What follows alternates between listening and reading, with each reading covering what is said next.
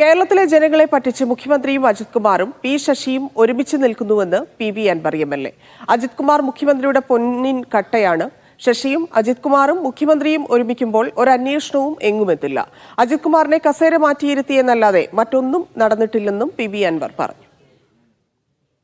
അപ്പോൾ സ്വാഭാവികമായും അജിത് കുമാറിനെ സീറ്റ് മാറ്റിയിരുത്തിക്കൊണ്ട് ഈ ഉദ്യോഗസ്ഥന്മാർ നടത്തിയ അന്വേഷണം അവർക്കുള്ള മെസ്സേജാണ് മുഖ്യമന്ത്രിയുടെ. അജിത് കുമാർ എൻ്റെ പൊന്നുംകട്ടയാണേ, അവനൊരു കുഴപ്പമില്ല, നിങ്ങൾ അന്വേഷിച്ചോ. ഇദ്ദേഹത്തിനെതിരെ കേസ് അന്വേഷിക്കുന്ന വിജിലൻസിൻ്റെ ടോപ്പ് ഓഫീസറാണ് ADGP വിജിലൻസ് ഡയറക്ടർ. അദ്ദേഹം സ്ക്രീനിങ് കമ്മിറ്റിയാണ്.